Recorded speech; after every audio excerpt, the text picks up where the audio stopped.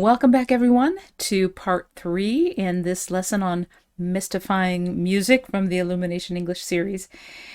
And we are going to be doing our knowledge check today. Kind of a fun, not really like a puzzle or a game like we've had in the past, but we're going to be playing something called a word scramble. Let me show you what that is. Oh, before we get into that, let me remind you, if you don't have the word list, the target vocabulary that we looked at together in lesson 2, if you don't have that, either like a screenshot of it, or if you haven't written it down somewhere, you'll want to have that before you proceed any further. So go ahead and get that. You can pause the video and go get what you need, your ammunition, so that you can complete this knowledge check. All right, let's go on to look at the first slide.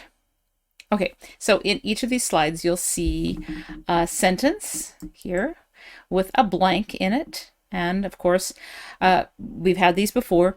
In the blank here, you're going to put one of the target vocabulary words from the lesson, and it's good that you see it in context, how it's usually used or in a different way. Below, you've got the actual target word, but as you can see, it doesn't make sense. What's Bine Hoku? Okay, it's just a jumbled nonsense word right now, but if you rearrange the order of the letters, it will come out to be the word that belongs in this blank. Okay, and that's how they will all be on each of the slides. I'm going to basically read through each of the sentences, pausing here for you to think a bit. And if there is anything interesting in the sentence that I've written, such as this one, we've got a little colloquial expression here. I'll go over that as well. All right, let's begin. Got your vocabulary list ready? Let's start. Linguists often carry out research in to find word combinations which are easy on the ears. All right, while you're thinking, I'll explain what this means, easy on the ears. So to be easy on the ears means something that's pleasant to listen to, something that's nice to listen to. Easy listening music, you might say, elevator music or supermarket music. Something that's just, well, some people might argue that that's not easy on the ears. Okay, but basically that's pleasant, relaxing, nice to listen to. So, do you remember which word this from the interview? Do you remember which word this was? It was at the very beginning. This is what the professor's research, Professor Guilford, if you remember that, what his main research area is. Okay, I hope you can remember. Yes, you got it. Euphonics, right? So his research was in euphonics. Excellent. Let's go on to the next one. In my yoga class, we always do our warm-up stretches to... Okay, I think you can imagine when you're in an exercise class, you might do your exercises or your warm-ups to some kind of background, yes, music. What kind of music? This is especially conducive to meditation. Right. It's ambient music. Well done. Oh, and I just wanted to mention too that this word ambient all by itself just means like the surroundings of like the air. For instance, if you have an ambient temperature in a house that's registered on your thermostat, that means what the temperature is right now in your room. Okay, so ambient can mean that all by itself. Of course, in this put together here to describe ambient music, it just means some kind of a sound that you might hear in the background, a buzzing of a air conditioner, for instance. Okay, so some kind of background noise, usually just a repetitive, no melody, just one straight tone. Okay, all right. Just wanted to clarify that for some of you who might have been wondering. Let's go to the next word. Well, actually, it's a phrase. Okay, let's start. Blank was a mini episode in the BBC production of Doctor Who. All right, for those of you who don't remember or don't know about Doctor Who, okay, you can look this up. Google it. Okay, put in BBC and Doctor Who. Right, it was a series.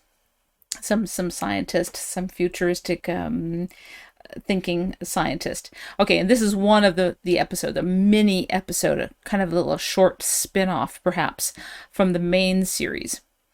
And this was the title of that mini episode. Okay, here it is, all mixed up. It's got 4 words in the phrase. Do you remember what it is? It has to do with Pythagoras. Yes. Okay, good. Music of the spheres. Well done. Let's go to the next one. My little brother thinks hot fudge banana split sundaes are I should have said Okay, good. All right, so a hot fudge banana split sundae is a type of a sundae is a type of a dessert.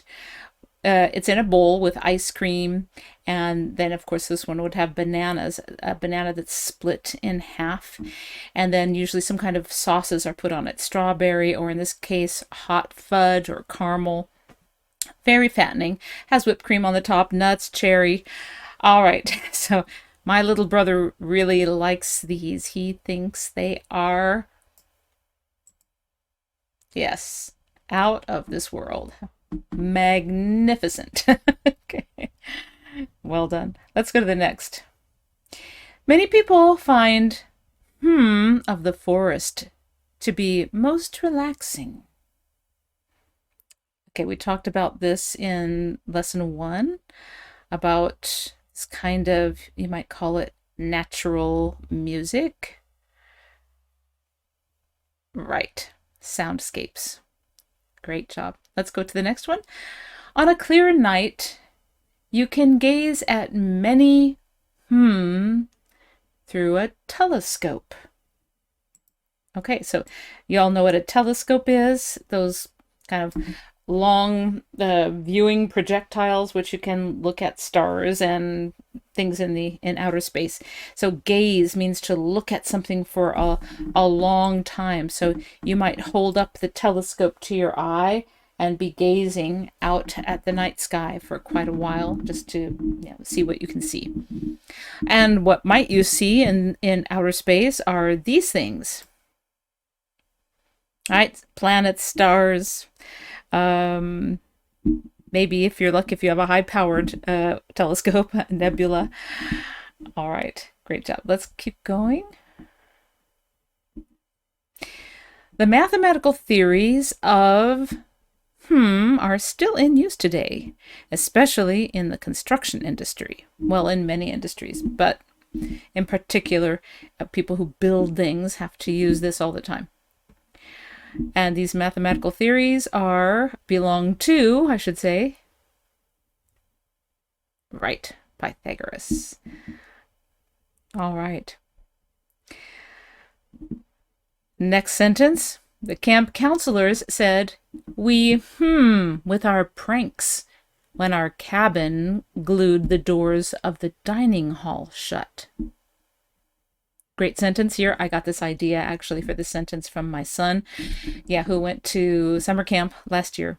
Now they didn't do this, but they did other pranks on other cabins. And that means that the people in the cabin. Okay, so they were like in teams in these cabins. And they routinely played pranks on one another, some kind of a practical joke. Okay, so if you didn't know what the word prank is, it's a kind of a practical joke. But this one maybe not so funny. If you glue the doors of the dining hall shut, nobody can eat their meals. So not funny. A practical joke is, yes, something that went too far. All right, and I think that's it for this part of lesson 3, our vocabulary review and knowledge check. Well done. I hope you guys got a perfect score. And I will see you next time, hopefully, working on it right now. I'll see you in the next lesson. Stay tuned. So, how did you like the word scramble activity? Was it interesting?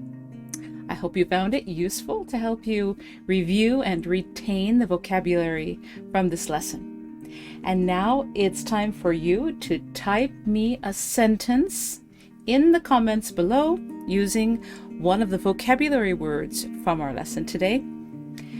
Remember, I will give feedback to the first 10 viewers who type a sentence in the comments below. All right, and I do that as a way to say thank you for staying tuned to my channel and to encourage you to come back and keep learning, keep growing, keep expanding, enlarging your vocabulary every day. I hope to see you soon again in my next video, which I'm working on right now. Take care in the meantime. I'll see you soon. Bye-bye.